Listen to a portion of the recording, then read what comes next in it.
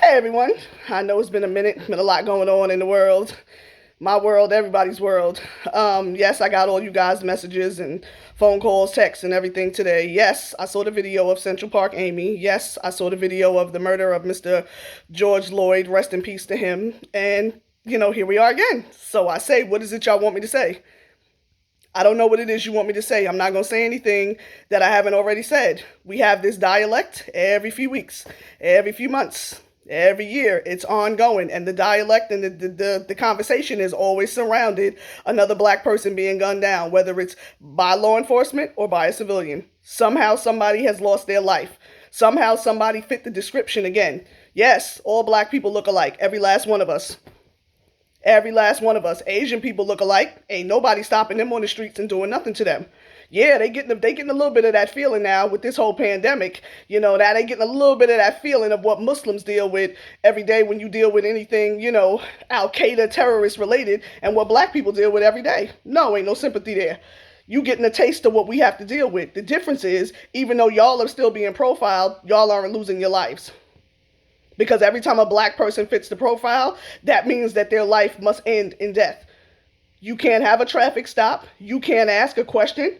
You can't, be educated. You can't drive this type of car. You can't be in this neighborhood. If you're black, that means you must be of the lowest class. You can't be educated. So if you're driving a car that's expensive and you black, it's automatically illegal. If you're in a neighborhood that at one time, probably still today, doesn't want you there, they're not looking at you as a resident. They're not looking at you as somebody who earned, or earns enough to be able to pay the taxes there. You're automatically looked at as a thief. You're automatically looked at as you're coming there to prey on the children and rape the kids and snatch up the white ladies and on and on and on. New York, we've been through this already. Missouri, y'all getting a taste of what we got. Eric Garner is what happened to George Floyd. Right there on tape. They fired the cops. So what? So what? They're going to go on and find someplace else to work, which is what happens. Central Park, Amy, that's what happens when you are in an area of affluence and you're not welcome there. I'm from the suburbs in Long Island, sugar. Yes, I know what it's like to be the only black. I know what it's like to feel real black around white folks, especially when you're the only one. What that lady said and how she reacted is how people in certain parts of the world react to black people, specifically black males. Because if the tables had been turned and that black male was walking through Central Park with a pit bull and his pit bull wasn't on a leash, that same Central Park Amy and Central Park Joshua and Central Park Emily and everybody else would have felt the need to address him and tell him what he needs to do with his dog. This is where the line is drawn in the sand. Because we live in a world where many white people feel like it's their right to put a black person in their place. The way she reacted was out of rage. Like, how dare this nigga tell me what I'm supposed to be doing? She can do what she wants because for so long, probably most of her life, she's done that. This woman worked at a major hedge fund here in New York. She wasn't flipping burgers at McDonald's. She was somebody. And it still didn't matter how she reacted. And if that man did not have a camera with a phone on it, guess what? His ass would have been face down in Central Park and she would have been justified.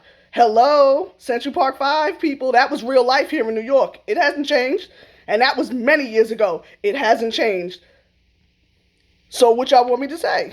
What we gonna do? We gonna talk about this for a little while. Sean King is gonna bring, awareness to it. Al Sharpton is gonna rile up everybody like he always does and everything else. And then what? And then what? What do you want me to say? Because there isn't anything to say. Because the reality behind it is until elected officials find the need, the urgency, the requirement, the reality to say, hold on, we got a major problem here and address that and fight and do all that they can and rally and get people out so that you can get people in those seats who are a representation of you and who also understand the plight of your fight. We're going to be like talking hens running around in circles. So what do you want me to say? Y'all want Joe Biden to really pick a black VP? Are y'all out of your fucking minds? If you have no idea what it feels like to be a visibly black person in America and what the hell we went through during the 8 years of Obama being in office and how mentally, emotionally, spiritually, physically draining that shit was every single day. Article after article, news story after news story, all of it because the color of this man's skin. What? He better not pick nobody black. And if he do, it might make me not vote for his ass and run straight to Trump's side. I'm serious. I hope I never live long enough to see another black person sitting in that seat, let alone the VP seat. It's draining. It's tiresome. This is a constant conversation every single day. I'm a black female. I'm an educated black female. I'm the only black person that lives in my co-op in Queens. At least once a month, they mistake me for the help, and I've been over here for 8 whole years. But they don't bother me, and I don't bother them. But they absolutely look at me like I'm the help, and I have been said that to my face a few times. Shocked, because this is not where I'm supposed to be. If you can't walk in it, if you can't relate it, then how can you understand it? Some people get it. But we live in a different world today. We live in a different world today. And different as far as we don't have the same type of leadership, and people are not as fearless today as they were years ago. I'm able to live in this building because somebody died for me to be able to walk and have the ability to come into an area where many times before my people wouldn't have been welcome. We don't have that today. Everybody isn't necessarily willing to die for the cause. We had aunts and we had uncles and grandparents and great-grandparents who were willing to die so we can have the right to vote, so we can have the right to go to college. We don't have that today. People aren't willing to die to stand on the front line to really say enough is enough. I'm not a protester physically. I'm that person that writes the letters.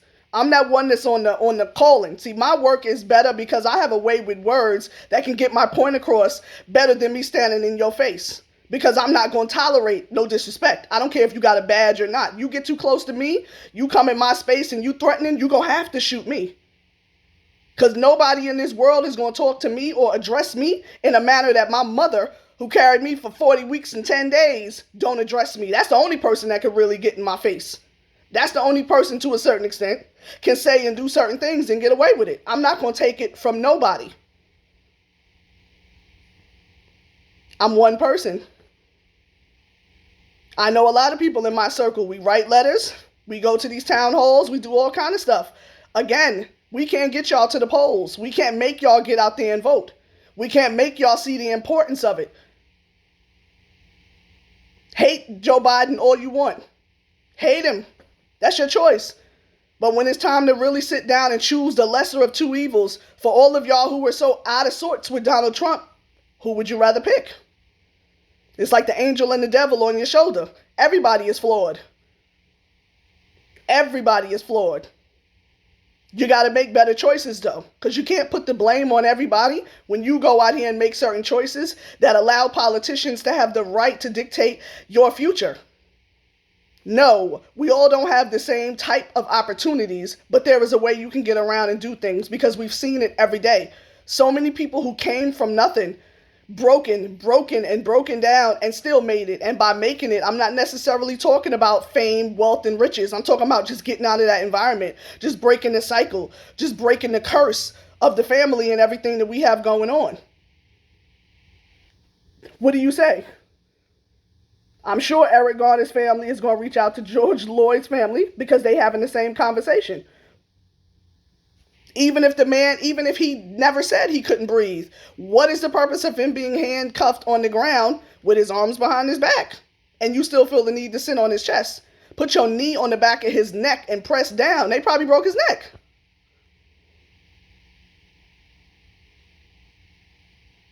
We're the only threatening people in the world. Everybody black is an issue.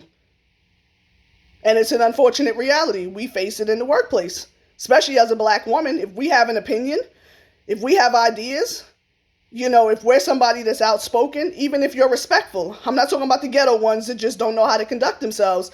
But when we speak up or we speak out or we have an opinion about anything, they automatically brand us as the angry black woman. Oh, she's confrontational. Like, I asked you a question. because I'm not soft spoken when I ask the question, and I'm not bowing and at your feet, massa, I'm confrontational? No. The man they killed was somebody's child, a person. You don't know his story? Mistaken identity? Over theft in a grocery store?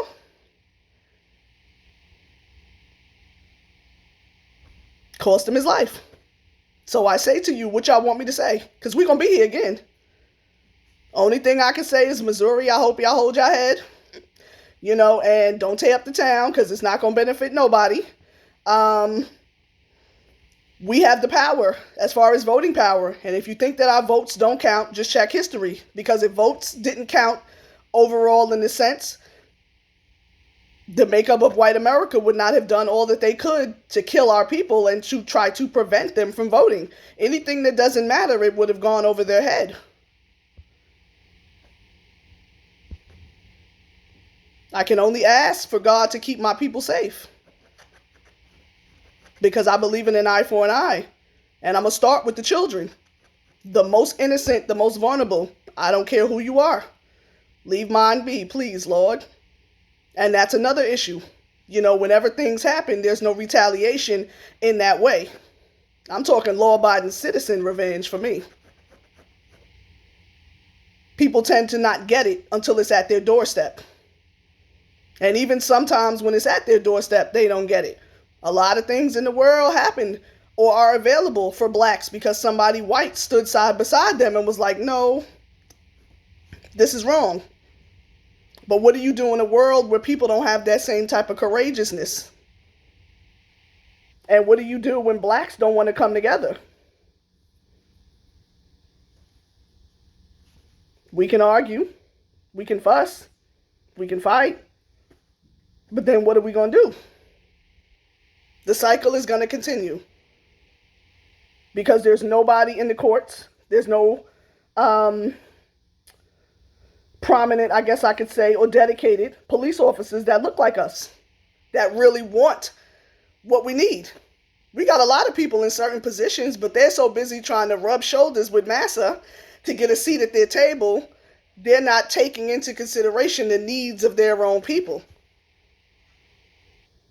I didn't grow up in inner city America. I don't know anything about poverty, but I have enough sense in my head to understand and sympathize and realize that certain opportunities and things and changes need to be made for those who came from that life in order for them to have certain things. Is it possible? 100%. You know how many people I sat next to at Howard University who came there with the clothes on their back, an acceptance letter in their hand, and a dream to be better? Mom is on drugs, dad was killed, father was in jail, raised by the grandmother, sexually abused, and everything. Literally came there with the clothes on their back and graduated and did well. Came from the broken area, the area of where you're not supposed to. So what am I supposed to say? Because the man that they killed wasn't a thug. He wasn't somebody that was out here fitting the description of the child molester up the block. It's only been a day. They digging up his past, because that's what they're going to do.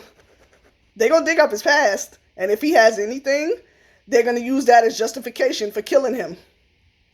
He ran a speed light 5 years ago. That's why they killed him. He got into a verbal altercation in a parking lot 7 years ago in 3 days and 2 minutes ago. That's why they killed him. Not that he fit the description that somebody said that he fit. Just like the lady down there in Florida who killed her own child. What's the first thing she said out of her mouth? 2 black men kidnapped my kid, and the world came to a standstill looking for that child until cameras proved differently. I don't know what y'all want me to say. Only thing I can say is vote and start paying attention to what's really going on and understanding that in order to make a change, your vote is going to have to get out there and you're going to have to be willing to stand firm and be within the fight. Because it's open season for anybody that looks like me or anybody that has the blood I have that will put a certain tone of melanin in their skin. We're going to be here again, which is what I always say. Rest in peace to Mr. Lloyd.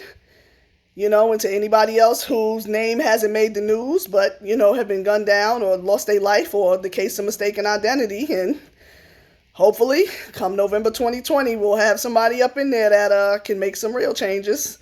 And preferably, none of them look like me. Thank y'all.